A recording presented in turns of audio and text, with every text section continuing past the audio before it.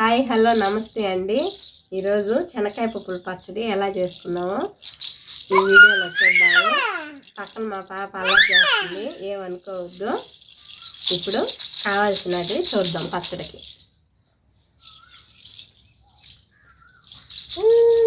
శనక్కాయ పప్పులు,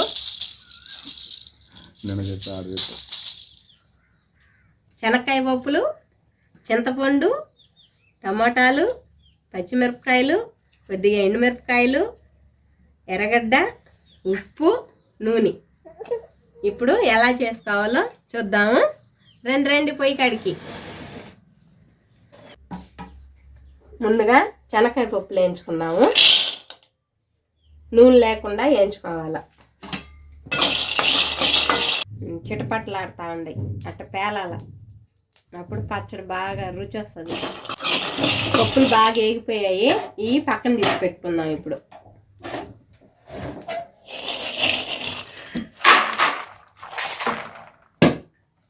బాండ్లు పెట్టుకొని కొద్దిగా నూనె వేసుకొని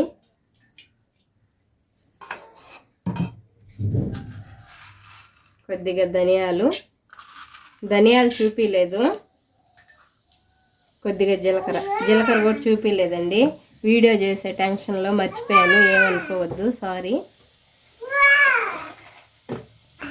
కొంచెం బాగా వేగాక నేను ఈ పచ్చట్లో ఎండుమిరకాయలు, పచ్చిమిరకాయలు తీసుకున్నాను కదా, ఈ రెండు కలిసి వేసుకుంటే బాగుంటుంది పచ్చడి.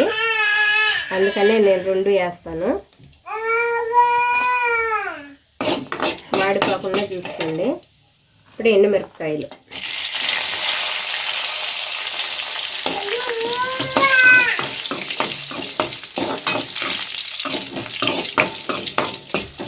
ఎండుమిరపకాయలు తొందరగానే ఆగుతాయి. పచ్చిమిరపకాయలు కొద్దిగా లేటు.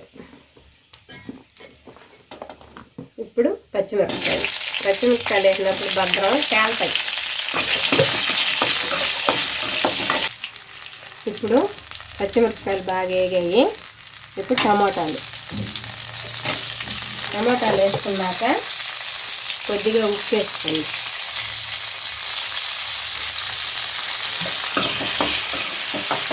ఇది కొద్దిసేపు బాగా మగ్గనియాల.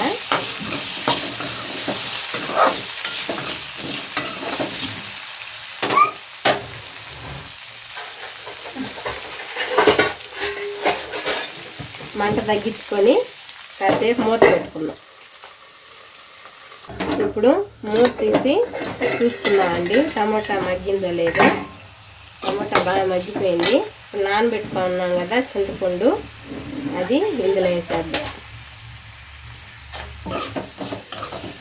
ఇది కూడా బాగా కాసేపు కలిపి మళ్ళీ మూత పెట్టుకున్నాం. మళ్ళీ ఒకసారి చూసుకుందాము.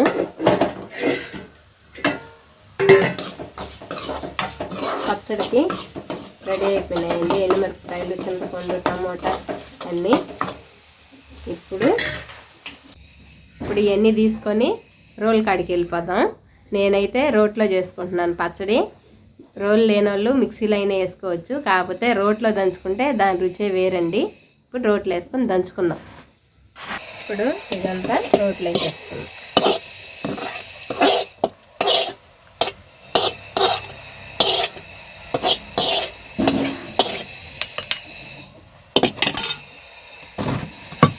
ఇది మెత్తగా దంచుకోవాలా. వేయించి పొట్టు తీసుకున్న శనక్కాయ పప్పులు వేసేసుకున్నాం.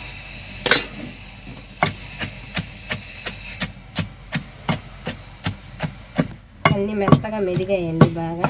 ఇప్పుడు ఎర్రగడ్డలు వేసుకున్నాం. ఎర్రగడ్డలు నేను నూనెలో వేయించలేదు, పచ్చివి అయితేనే బాగుంటుంది. పంటి కింద తగులుతూ ఉంటే అన్నంలో తినేటప్పుడు బాగుంటుంది. ముక్క దంచుకోవాలి, మెత్తగా దంచేయకూడదు. ఎర్రగడ్డ కూడా బాగా దంచుకునేసాము. ఇప్పుడు తీసుకునేద్దాము గిన్నెలోకి. చింతపండు నీళ్ళు ఉన్నాయి కదండి, అవి బాండ్లు, టమాటాలు అవి వేయించుకున్నాం కదా, మిరపకాయలు అవి శుభ్రంగా కడిగేసి ఈ నీళ్ళు కూడా పోసుకునేద్దాము.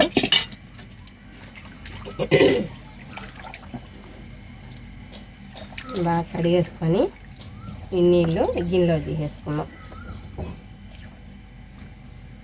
ఇందులోకి నంచుకోవడానికైతే ఇది అన్నంలోకి అండి చాలా బాగుంటుంది. దీనికి కాంబినేషను నంచుకోవడానికి కోడిగుడ్డు ఆమ్లెట్ అయితే సూపర్గా ఉంటుంది. రుచికరమైన నోరూరించే శనక్కాయ పప్పుల పచ్చడి రెడీ. నా వీడియో కానీ మీకు నచ్చితే లైక్ చేయండి, సబ్స్క్రైబ్ చేసుకోండి ఫ్రెండ్స్. బాయ్.